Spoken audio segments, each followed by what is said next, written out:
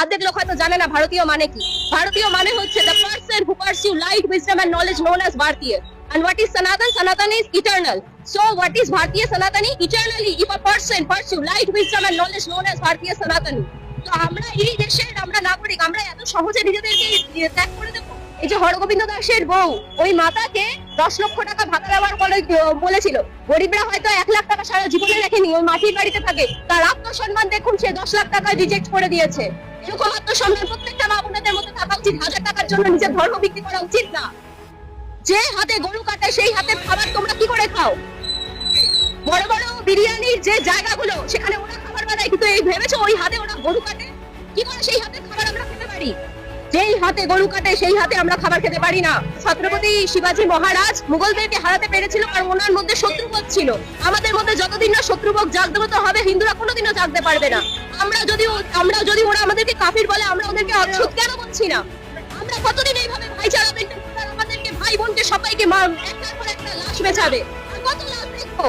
এটা হিন্দুদের দেশ। আচ্ছা আমাদের হিন্দুদের দেশে যা প্রথমে 1995 এর ওখানে আমাদের কাশ্মীরি পণ্ডিতদের জেনোসাইড দেখলাম, এখন আমরা মুর্শিদাবাদ দেখছি 240 বাস স্ট্যান্ডের উপরে একটা বাসের ওখানে আমাদের সেপারেট ফ্ল্যাগ লাগানো ছিল বলে সেই বাস থেকে ফ্ল্যাগ নামিয়ে ভাঙচুর করা হয়েছে। এই রকম দেশে আমরা আছি যেখানে কিনা আমাদের ব্যক্তি স্বাধীনতা নেই। ইতিহাস সাক্ষী এরা যেখানে 30% এর উপরে চলে যায় সেখানে ললেস থাকে না, কোনো ল থাকে না, তখন এরা শরিয়ত রাখে। যদি আমরা এখনো এক না হই, আমাদের মধ্যে যদি এই জাগরণ না আসে যে আমরা এক না হলে আমাদেরকে কাটা হবে, তাহলে আমাদের কোনো ভবিষ্যৎ নেই। হিন্দুদেরকে এক হতে হবে, জাত পাত সবকিছু ভুলে যাও। আমি টিএমসি বিজেপি আমি কিছু জানি না, আমি জানি আমার ফার্স্ট আইডেন্টিটি হিন্দু। ফার্স্ট আমি একটা হিন্দু, আমি একটা ভারতীয়, আমার বিজেপি হওয়ার দরকার নেই। এই শত্রুবোধ আনার দরকার আছে। সমস্ত টিএমসি দেরকেও বলছি যে যখন কিনা ওরা খাচ্ছে না, ওরা একবারের জন্য দেখছে না তুমি টিএমসি করো, বিজেপি করো, কংগ্রেস করো, কি করো, কিছু দেখছে না। ওরা শুধু দেখছে হিন্দু একে মারা উচিত। আর স্পেশালি সমস্ত মেয়েদেরকে বলছি, তোমরা যখন আব্দুলের প্রেমে পড়ো না, তোমার সেই পরিণতি হবে সতর্কতা ফ্রিজে, সুটকেসে। যদি সত্যি বাঁচতে চাও এখানেই থাকো।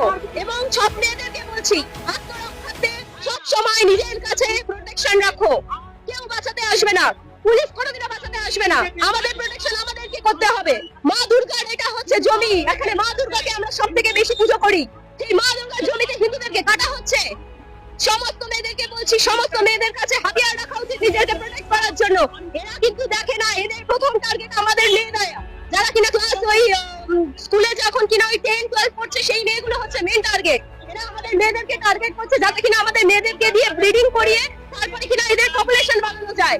মেয়েদেরকে বলছি সামনে যাও, বোঝার চেষ্টা করো। তোমার বাবা মা যখন তোমায় বারণ করছে নিশ্চয়ই তারা জুনিয়াটা দেখেছে। আমি প্রবলেমে পড়লে আমি যখন ডাকবো তখন আমার হিন্দু লোকই বাঁচাতে আসবে, ওরা আসবে না। ওরা আমাদেরকে রেপ করে, ওরা আমাদের বলেজ করে।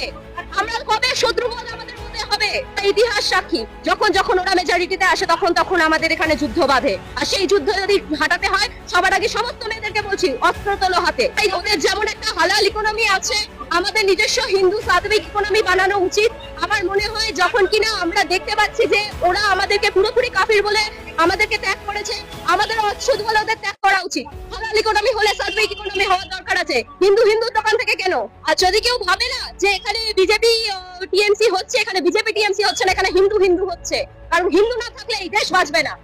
ভারত আজও ভারত আছে কারণ ভারত হিন্দু মেজরিটি বলে। যদি মুসলিম মেজরিটি থাকতো ভারতে কোনো সংবিধান থাকতো না, একটাই থাকতো শরিয়ত, এবং সেটা সবার মাথায় ঢোকাতে হবে। বাংলার আজকে এই অবস্থা।